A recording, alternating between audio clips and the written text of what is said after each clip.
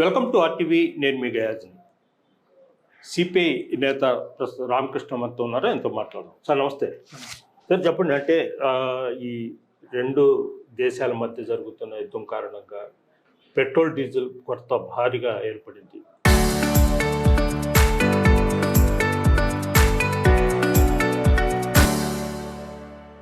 రాష్ట్రంలో సగం జిల్లాల్లో అయితే నో స్టాక్ బోర్డులు కూడా వేస్తున్నారు. ప్రభుత్వం తరపు నుంచి ఎలాంటి స్పందన లేదు. దాన్ని ఎలా చూడొచ్చు? ఈ మన రాష్ట్రంలోనే కాదు, దేశవ్యాప్తంగా అనేక రాష్ట్రాలు ఇబ్బందులు పడుతూ ఉన్నారు. దురదృష్టం ఏమంటే ఇక్కడ మేమే ఉన్నాము, అక్కడే మేమే ఉన్నాము, డబుల్ ఇంజన్ సర్కార్ అని చెప్పుకునే రాష్ట్రాల్లో కూడా పరిస్థితి ఏమీ భిన్నంగా లేదు. మరియు అక్కడ ఇక్కడ అన్ని చోట్ల ఉన్నాము, బ్రహ్మాండమైన మా కోఆర్డినేషన్ ఉంది, వారి సహకారం మాకుందని చెప్పుకునే చోట మరి ఇక్కడ చంద్రబాబు నాయుడు గారు జవాబు చెప్పాలి. ఒకవైపు ఏమో గ్యాస్ కొరత ఉంది, దాంతో ఇబ్బంది పడుతూ ఉన్నారు. అది స్పష్టంగా గత నెలన్నర రోజులుగా ఇబ్బందులు పడుతూ ఉన్నారు. రెండో వైపు ఇప్పుడు డీజిల్ కొరత, డీజిల్కి బారులు తెచ్చి నిలబడాల్సి ఉంది. నిన్న కూడా మా ఈశ్వరయ్య 2 గంటలు నిలబడ్డాడని చెప్పాడు. కాబట్టి ప్రతి దగ్గర కూడా డీజిల్ కొరత ఉంది, గ్యాస్ కొరత ఉంది. కొన్ని చోట్ల కొన్ని జిల్లాల్లో అయితే పెట్రోల్ కొరత కూడా ఉంది. మరి ఇవన్నీ కూడా జరుగుతున్నప్పుడు మీరు ఏం చేస్తున్నారంటే మీరు ఏం మాట్లాడే పరిస్థితుల్లో లేదు. అమెరికా వాడు మీరు రష్యాతో ఆయిల్ కొనొద్దండి అంటే మీరు కొనడం మానేస్తా అన్నారు. ఇరాన్తో కొనొద్దండి అంటే ఇరాన్తో కూడా కొనరు. మరి ఇంకా పరిపాలన అంతా కూడా ట్రంప్ కప్పచెప్పి మీరు వాడికి తాబేదారులకు మాదిరి బానిసల మాదిరి వ్యవహరిస్తూ ఉన్నారు. మీరు ఇక్కడ గట్టిగా మాట్లాడుతున్నారు, బ్లాక్మెయిల్ చేస్తూ ఉన్నారు, అందరు బెదిరిస్తూ ఉన్నారు, ఓటర్లను బెదిరిస్తారు, నాయకులను బెదిరిస్తారు, అందరిపైన రైట్స్ చేయిస్తారు. కానీ తీరా చూస్తే మీరు పోయి అక్కడ ట్రంప్ దగ్గర గులాముల మాదిరి ప్రవర్తిస్తూ ఉన్నారు. అసలు ఈ దేశానికి ఏమాత్రం కూడా వాడికి ఇది లేనప్పుడు అసలు మర్యాద లేకుండా చేస్తూ ఉన్నారు. చివరికి ఇవాళ అతను ఒక మాటలో చెప్పాలంటే ట్రంప్ మొత్తం భారతదేశ ప్రజలను, వ్యవస్థలను, తర్వాత మన ప్రభుత్వాన్ని, మన ప్రధానమంత్రిని అందరిని కూడా నీచంగా మాట్లాడితే కూడా మాట్లాడలేని పరిస్థితిలో మీరున్నారు. చివరికి ఇండియన్స్ని చూసి ఆయన గౌరవపరుస్తూ ఉన్నాడు.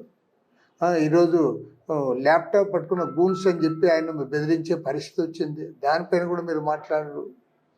ప్రైమ్ మినిస్టర్ అంటే రాష్ట్రం అంటే కూటమి ప్రభుత్వం ఏర్పడి ఇంచుమించు 2 సంవత్సరాల 3 నెలలుగా వస్తుంది. రాష్ట్రం సుభిక్షంగా ఉంది, అన్ని విధాలుగా బాగుంది అంటున్నారు. అంటే మీరు వైఎస్ఆర్సీపీ జగన్మోహన్ రెడ్డి ప్రభుత్వం చూసారు, ఎలా జగన్మోహన్ రెడ్డి ప్రభుత్వానికి ఈ ప్రభుత్వానికి తేడా ఏమి అనేది వారు సమాధానం చెప్పాలి. ఇవాళ రైతుల పరిస్థితి చూస్తూ ఉన్నాము. వాళ్ళ రైతుల పరిస్థితి ఏమాత్రం కూడా మారలే. గతంలో ఎలాంటి ఇబ్బందులు అయితే పడ్డారు, ఇప్పుడు అలాంటి ఇబ్బందులే పడుతూ ఉన్నారు. అసలు గత 12 ఏళ్లుగా నరేంద్ర మోడీ పరిపాలన వచ్చిన తర్వాత దేశవ్యాప్తంగా రైతాంగం మరింత ఇబ్బందుల్లో పడింది. మన రాష్ట్రంలో కూడా అదే పరిస్థితి. ఏ పంట పండించే రైతు కూడా వాళ్ళ ఆనందంగా లేడు. రైతులందరూ కూడా రోడ్డెక్కే పరిస్థితి వచ్చింది. రైతులకు పంటలు పండడం కష్టం, పండినప్పుడు వాళ్ళకి గిట్టుబాటు ధర ఉండడంలే. ఆయన కాడికి దళారులకు అమ్ముకునే పరిస్థితులు ఉన్నాయి. దానిపైన మీరేం మాట్లాడరు.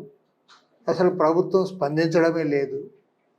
రాష్ట్ర ప్రభుత్వం ఏమంటే కనీసం కొన్ని మాటలు చెప్తుంది. కేంద్ర ప్రభుత్వం అసలు రైతుల గురించి మాట్లాడేది కూడా మానేసింది. తర్వాత ఇవాళ ఉపాధ్యాయులు వాళ్ళంతా కూడా రోడ్డెక్కారు. వాళ్ళ సమస్యలు పరిష్కారం చేయమని చెప్పి వాళ్ళు కోరుతూ ఉన్నారు. మరోవైపు ఈరోజు పెట్రోలు, డీజిల్ ఈ కొరతతో, గ్యాస్ కొరతతో సాధారణ ప్రజలందరూ కూడా ఇబ్బందులు పడే పరిస్థితి వచ్చింది. దానిపైన కూడా ప్రభుత్వం నుంచి ఎలాంటి సమాధానం లేదు. తర్వాత కరప్షన్ విపరీతంగా పెరిగింది. మొత్తం మునిగి తేలుతూ ఉన్నారు. అటు రాజకీయ ఎమ్మెల్యేలు, మంత్రులు, మరోవైపు యువతల వైపు ఏమో వీరు ఎవరైతే అధికారులు ఉన్నారో అధికారులు విచ్చలవిడిగా ఏ మాత్రం భయము భక్తి లేకుండా. గతంలో ఏమనే వాళ్ళంటే అధికార పార్టీ వాళ్ళతో చెప్పేసి కొన్ని పనులు అవుతాయి అన్నారు. ఇప్పుడు అధికార పార్టీ వాడిపోతే కూడా డబ్బు ఇస్తే తప్ప వాని పని చేస్తా అన్నారు తప్పితే డబ్బులు ఇవ్వకపోతే అధికార పార్టీలో ఉండి వాని పని చేయడంలో, ఈవెన్ ఎమ్మెల్యే చెప్పినా చేయడంలో, ఎమ్మెల్యే పని కూడా చేయడంలో.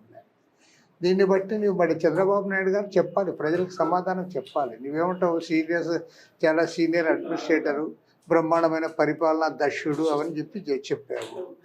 మరి ఇంత పరిపాలనా దక్షుడు అయిన తర్వాత నువ్వు ఎక్కడ నీ అడ్మినిస్ట్రేషన్ కంట్రోల్లో ఉందో నువ్వు చెప్పమని అడుగుతా ఉన్నావు.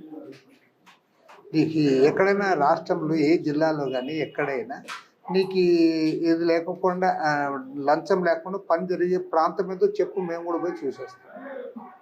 సార్ ఒకటి అంటే నెల్లూరు జిల్లాలో అంటే స్టేట్ మొత్తం ఈ పరిశ్రమలు తేవాలి కదండి. నెల్లూరు జిల్లాలో చూస్తే ఇథనాల్ ఫ్యాక్టరీ కూడా తీసుకుని వస్తుంది. దానివల్ల చాలా ప్రమాదకరం. పంజాబ్లో అదేవిధంగా మహారాష్ట్ర ఏరియాలో మొత్తం నిషేధించి అక్కడ ప్రజలు వద్దని పెద్ద ఎత్తున ఆందోళన చేశారు. అదే ఇథనాల్ ఫ్యాక్టరీని నెల్లూరులో ఏర్పాటు చేస్తున్నారు. ఇలా పరిశ్రమలు రావాలి, ఉపాధి కావాలి, మన ప్రాంతం అభివృద్ధి కావాలి, మన రాష్ట్రం అభివృద్ధి కావాలి, అల్టిమేట్గా మన దేశం కూడా అభివృద్ధి కావాలి. దీంట్లో ఎవరికి ఎలాంటి ఇది లేదు. కానీ ఆ పేరు మీదుగా మీరు పర్యావరణాన్ని దెబ్బతీసే పద్ధతిలో ప్రభుత్వాలు వ్యవహరిస్తే అది కంచె చేను వేసినట్లు అవుతుంది. ఎవరైతే రక్షించాలనో మీరు రక్షించాల్సిన వాళ్ళే భక్షించే పరిస్థితి తెస్తే ప్రజలు ఏం కావాలని నేను అడుగుతాను. కాబట్టి ఏమంటే మీరు కొత్త పరిశ్రమలు రావాలి, ఇన్వెస్టర్ తేవండి, ఇన్వెస్టర్స్ ఫ్రెండ్లీగా ఉండండి.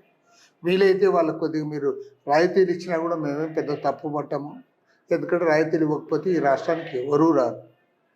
ఊరికే వాళ్ళు తెలుగుదేశం వాళ్ళు ప్రచారం చేసుకుంటారు. చంద్రబాబు నాయుడు ఉంటే వస్తాడు. చంద్రబాబు నాయుడు ఉంటే ఎందుకు వస్తారు? చంద్రబాబు నాయుడు ఉంటే రారు, జగన్మోహన్ రెడ్డి ఉంటే రారు. వారికి ఎక్కడైతే లాభాలు వస్తాయో, ఎక్కడైతే వాళ్ళకి సౌకర్యంగా ఉంటుందో, ఎక్కడైతే ఇన్ఫ్రాస్ట్రక్చర్ ఉంటుందో అక్కడికి వస్తారు. అంతేగాని ఒకరి ముఖం తీసి వచ్చేది, ఒకరి ముఖం తీసి పోయేది ఏమి ఉండదు. కాబట్టి నేను కోరేది ఏమంటే ఇవాళ ప్రభుత్వం యొక్క ప్రథమ బాధ్యత, ప్రాధాన్యత, ఎందుకంటే ఇది world over, not only in India, not only in Andhra Pradesh, ప్రపంచవ్యాప్తంగా పర్యావరణాన్ని కాపాడుకోవడానికి అందరూ కూడా ప్రయత్నం చేయాలి. ప్రభుత్వాలు అందుకు పూనుకోవాలి. ప్రభుత్వాలు పర్యావరణం దెబ్బతినకుండా పరిశ్రమలు తేవాలి తప్ప తెలిసి ఉండి కూడా మీరు పరిశ్రమలు తెచ్చాం కదా, మీకు పెట్టాం కదా అంటే మీ అక్కడున్న కలుషిత వాతావరణాన్ని మీరు కల్పిస్తే అది ప్రజల ఆరోగ్యం దెబ్బతింటుంది. ప్రజలందరూ కూడా నష్టపోయే పరిస్థితి ఉంటుంది. Okay, thank you sir.